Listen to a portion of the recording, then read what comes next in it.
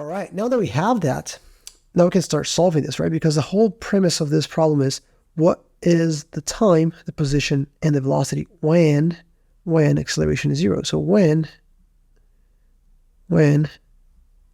a is zero, this whole thing is going to be equal to zero. So 72t squared minus 12t minus 24 will be equal to zero. And that's just a second degree equation, super easy to solve.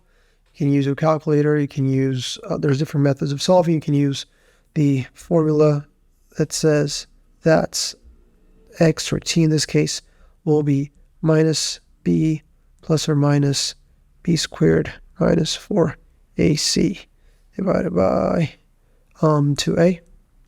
That's one way to do it. That's the way that I did it anyways. But whatever rocks your boat, right? As long as you get a value for time, then you're going to be good. And because time is squared, we expect to have two roots coming out of this, right? So in this case here, our b, so this is going to be translated to minus b, so that's going to be positive 12 plus or minus 12 squared minus 4 times 72 times minus 24. Square root of all this divided by 2 times 72. Okay, this, let's see, this is going to be 4 times 72 times 24. This is going to be 6,912. Positive, right? Because we have negative times negative here, so that's going to be a positive number. And here, that's 144. So if we sum these guys up, we're going to get the root of that. That's going to be the 84 one. So t equals 12 plus or minus 84 divided by 2 times 72. Okay, and here's where we get the two roots. One of them is going to be positive because it's going to be 12 plus 84. The other one is going to be negative. It's going to be 80 because 84 is greater than 12. We can go ahead and discard the negative one. I don't even have to actually put it up here so it doesn't get in the way. I don't need to worry about that because negative time doesn't really mean much to us here, but positive does. So what I can do here is say that t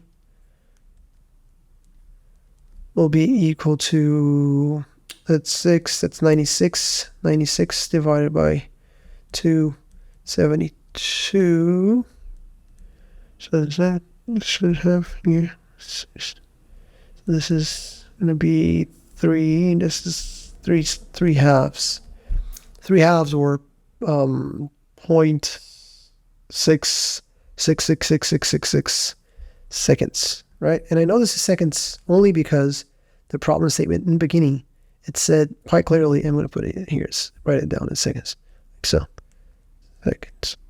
The problem statement quite clearly said, let me go back there because this is important, quite clearly said that x and t are expressed in meters and seconds. If it weren't for this, there would be no way for me to know. Okay, this could be in any, because it's abstract, this could be in anything, right? Because they were very explicit in saying, then we can be sure that that t that we found is in seconds. Okay, so what have we found just here? We found a part of the answer because it was asking us at what time is the acceleration 0, and we found out that the acceleration is 0 at 2.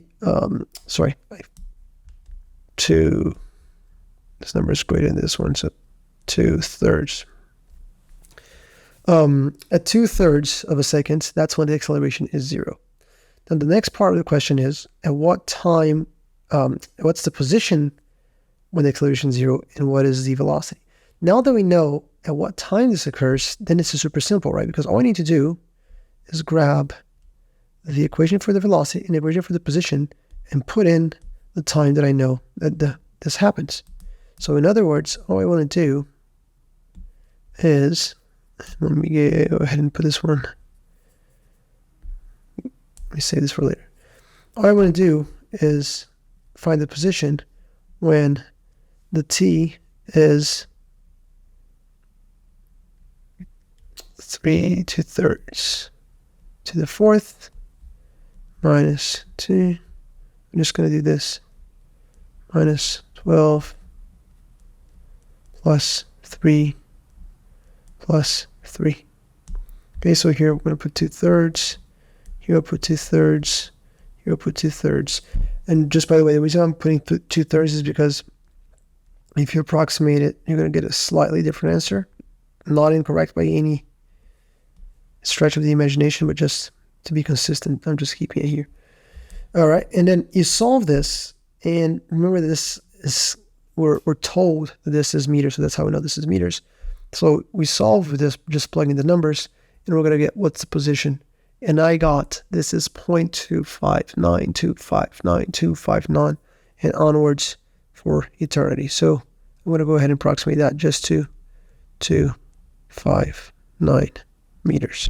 Okay, or 1, 2, 3.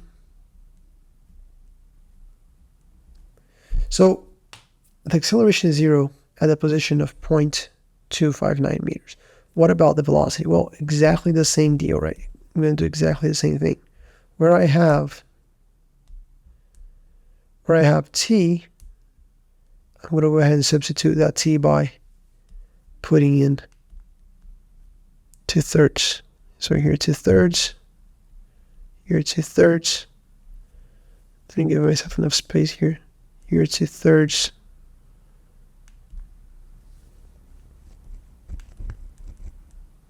And there's nothing there. Yeah, if I substitute this, I'm going to get that the rate at which the position varies with time, or the velocity of this guy, is, let me get negative number of sorts. Negative 8.5555555555555. So let's go ahead and approximate that to 8.556. And we're taking how the position is varying with time. So how meters vary for every second. Then we get negative 8.56. So what does that negative mean? It means that if we set a position is positive that way, then at this time when acceleration is 0, it's actually moving that way. Moving that way. Right? If we said, for whatever reason we want to say that actually position x is positive this way, then it means that when the acceleration is 0, it's moving this way, right? So opposed to whatever the determination is in the beginning. All right, and likewise, this is also the answer of what we're asking for. And then what we're saying here is that if x is positive this way, right, when the acceleration is 0 at 2/3 of a second, then it's going to be, the position is going to be somewhere here, but it's going to be moving that way. That's what we found. That's what these two numbers are telling us. All right, I think that does it for this problem. As per usual, if you have any questions, just leave them down below in the comment section. If this video was useful, consider giving it a like, and we'll talk soon.